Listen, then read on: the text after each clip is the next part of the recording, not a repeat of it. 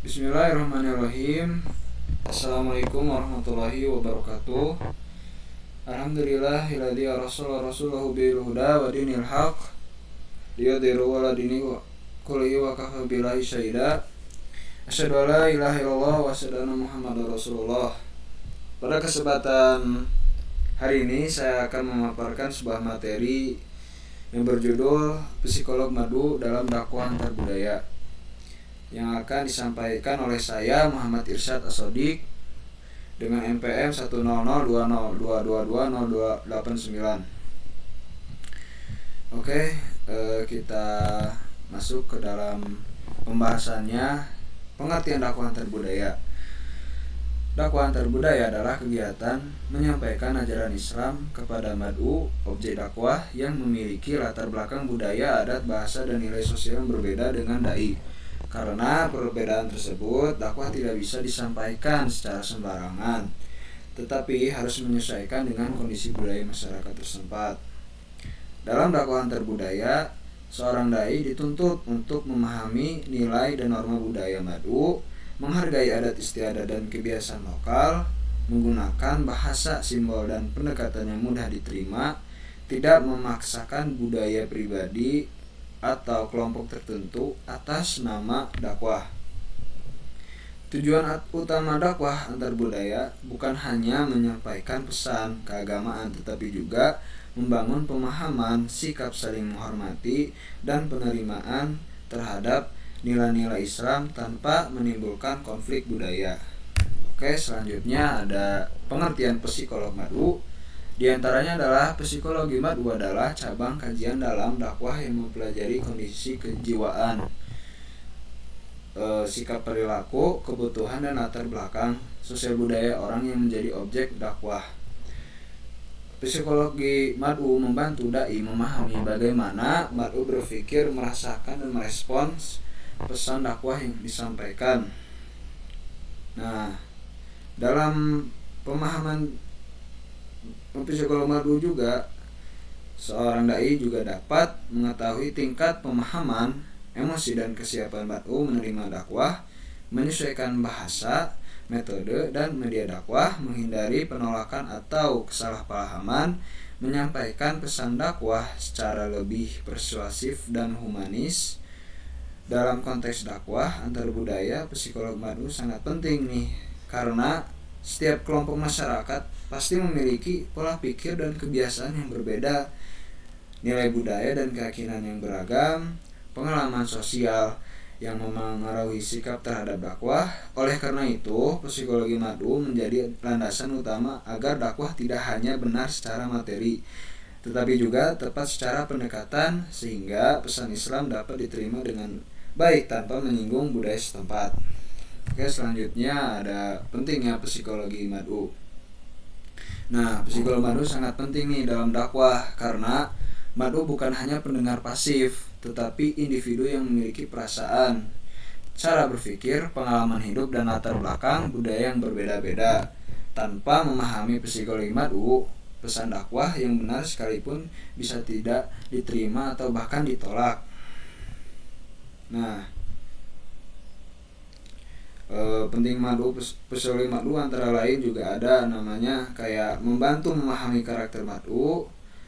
Dai dapat mengetahui tingkat pengetahuan emosi dan kesiapan mad'u dalam menerima dakwah, menentukan metode dakwah yang tepat.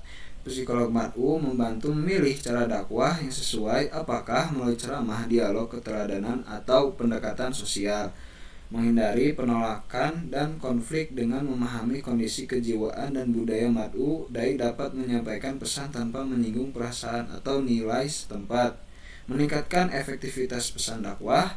Pesan dakwah lebih mudah dipahami, diterima, dan diamalkan dalam kehidupan sehari-hari.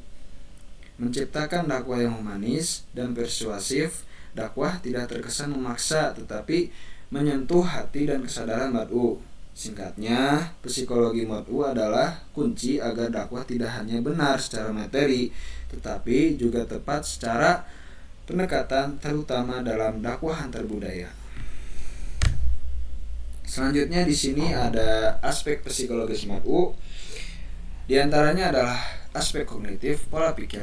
Berkaitan dengan cara mad'u memahami, menilai, dan memaknai pesan dakwah, dai perlu menyesuaikan materi dengan tingkat pendidikan dan pengetahuan mad'u. Aspek efektif perasaan dan emosi. Menyangkut perasaan, emosi, sikap suka atau tidak suka terhadap dakwah yang lembut dan empatik lebih mudah menyentuh hati mad'u. Selanjutnya ada aspek konatif, perilaku dan tindakan. Berkaitan dengan respons nyata mad'u setelah menerima dakwah, seperti perubahan sikap dan perilaku dakwah dikatakan berhasil jika pesan diamalkan, bukan hanya dipahami. Selanjutnya ada aspek sosial, meliputi lingkungan keluarga, pergaulan, status sosial, dan peran mad'u di masyarakat. Dia juga perlu untuk memahami posisi sosial ya agar pendekatannya dakwah itu lebih efektif. Lalu ada aspek budaya, berkaitan dengan adat istiadat, bahasa, simbol, dan nilai-nilai lokal. Sangat penting nih dalam dakwah antar budaya agar pesan Islam tidak bertentangan dengan budaya setempat.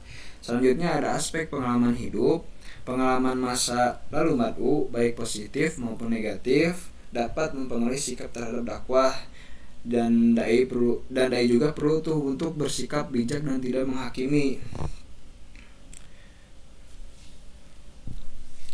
Selanjutnya ada tantangan dakwah antar budaya. Di antaranya ada perbedaan nilai dan adat. Nah, setiap kita berdakwah itu kan pasti memiliki nilai dan adat yang berbeda dan kita harus mengetahuinya. Dan selanjutnya ada salah tafsir pesan, dan kita juga harus memiliki tafsir yang baik untuk untuk menyampaikan pesan-pesan yang baik terhadap mereka. Lalu ada resistensi terhadap perubahan. Selanjutnya ada pendekatan dakwah yang efektif. Di antaranya adalah pendekatan persuasif, yang dimana kita harus memiliki komunikasi yang baik agar mempengaruhi audiens agar pesan dan nilai-nilai Islam itu tersampaikan. Lalu menggunakan bahasa lokal, yang dimana kita juga harus menyesuaikan bahasa kita terhadap audiens. Lalu ada menghargai budaya setempat. Di saat kita mengetahui suatu budaya, kita harus menghargainya.